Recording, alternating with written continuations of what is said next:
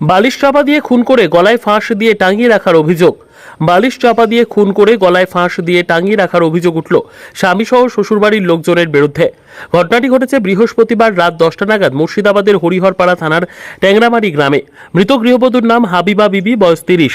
গৃহবধূর পরিবার সূত্রে জানা যায় 14 বছর আগে ট্যাংরামারি গ্রামে রেজাউল শেখ নামের এক যুবকের সঙ্গে হাবিবা বিবির বিবাহ হয়। মৃত গৃহবধূর মায়ের অভিযোগ, মাঝে মধ্যে ঝামেলা লেগে থাকতো, সন্দেহের চোখে দেখতো, আর এর জেরে গতকাল রাতে তার মেয়েকে প্রথমে বালিশ চাপা দিয়ে খুন করে গলায় ফাঁস দিয়ে ঘরে টাঙিয়ে দেয় বলে অভিযোগ। এমনকি মৃত্যুর খবরও মৃতের মা বাবার বাড়িতে জানানো হয়নি। হাসপাতালে এসে মৃত অবস্থায় মেয়েকে দেখতে পান বলে জানিয়েছেন তারা। আর কি বলছেন মৃতের মা, চলুন শুনে নিই। ব্যুরো রিপোর্ট, দিনরাত স্টার নিউজ।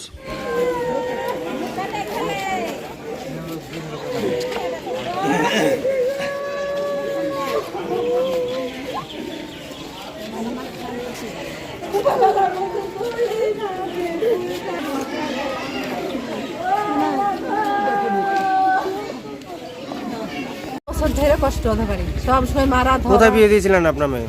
ট্যাংরাবাড়িতে। হ্যাঁ, দিয়ে ট্যাংরাবাড়িতে বিয়ে দিয়েছিলাম আমি। ধরেন দিন রাত ওই মেয়েকে সব সময় গার্ড নিয়ে বেড়েছি। ওই রেজাউল আমার জামাই, এবার মা, আমার শাশুড়ি, ওর ভাসুর সবাই মিলে ছেলেকে মারে, ধরে ধরে মারে। কিন্তু আমি কোনো দিন কিছু বলিনি। আমরা বলেছি যে পুলিশে থানায় যাব, আমাদেরকে মিঠু আমাকে আসতে দেয়নি, বলেছে আমরা মীমাংসা করব। এই মীমাংসার মধ্যে এখন যদি মীমাংসা না করে আমার মেয়ের কি করে বিচার হবে?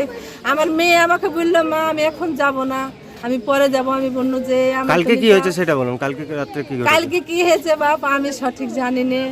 আমি মরা খবর আমাকে দেয়নি, আমাকে খবরও দেয়নি। আমি যে হসপিটালে মরা খবর দেখেছি, মরা মুখ আমি দেখেছি, আমি জানি না। আমার ছেলেকে শুধু ধরে ধরে মারে। আর কিভাবে মারা গেছে বলছে ওরা? কিভাবে মারা গেছে? গলায় দড়ি দিয়ে মেরেছে। কি গেছে তা জানি না। গোটা গলা কালশিরি পড়ে আছে ছেলে, গোটা গলা কালশিরি পড়ে আছে ছেলে। কিন্তু মেরে ফেলেছে গলায় বালিশ চাপা দিয়ে, গলা টিপে মেরে ফেলেছে। প্রথমে বালিশ চাপা দিয়ে মেরেছে, তাই হবে। তারপরে টুক সব একবারে ঠুট মুখ সব কালো কালো হয়ে গেছে। তারপরে এই দেখেন গলা টলা সব কালো, কালশিরি সব কালশিরি পড়ে গেছে। মেয়েকে আবার বাড়ি মেরে ফেলেছে ওরা 4-5 জন আছে। মেয়েকে মেরে ফেলে ওরা হাসপাতালে ফেলে দিয়ে চলে এসছে। ওরা কেউ ছিল না, ওরা বাড়িতে সবাই ঘুম পাড়ছিল। কখন শুনতে পেয়েছেন আপনারা? কখন শুনতে পেয়েছেন? হ্যাঁ, আমাদের তখন 10:30 11টায় হবে। তখন আমাকে ফোন করেনি, আমাকে একটা ছেলে এসে বললো যে তোমার মেয়ে গলায় দড়ি দিয়েছে।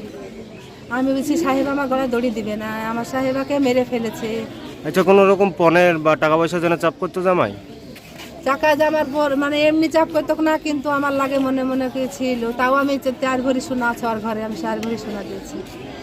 আমি 2 গাছ মালা আছে, 2 জোড়া চুড়ি আছে, 2 জোড়া কানের আছে, আমি 4 ভরি মালা আছে, সোনা আছে ওর ঘরে আমার। আমি মেয়েকে হারিয়ে দেন সেদিন আমি দিয়েছি সবকিছু, আমার গলার মালা পর্যন্ত আমার মেয়ের।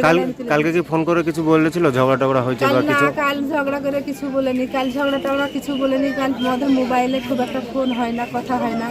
মোবাইল মেয়ের কাছে রাখে না, বাড়িতে কাউকে যেতে দেয় না, একলাই রাখে মেয়েকে। ছেলে দুটাকেও ঠিকভাবে মায়ের কাছে থাকতে দেয় না। জামাই কি করে? জামাই মিস্ত্রি কাজ করে। ওই কি বাড়ি থেকে আসবে বলবে তুই কার সাথে কথা বললি, তুই কার সাথে কথা বললি, তুই কার সাথে কথা বললি, এই হয়েছে সন্দেহ। এই সন্দেহের মূল্য আমার মেয়েকে সন্দেহবশত মেয়েকে মারা ফেলেছে। হ্যাঁ, এইভাবে সন্দেহের পর মেরে ফেললো। কিন্তু সন্দেহ বন্ধ আমার এর আগে ছিল, আমার বাড়িতে চলে এসেছিলেন। আজ 1 মাস 1.5 মাস হয়েছে আমি মেয়েকে আমি দিয়েছি। ঠিক আছে, আপনার নাম বলুন। আপনার নাম কি? আমার নাম জরিনা বিবি।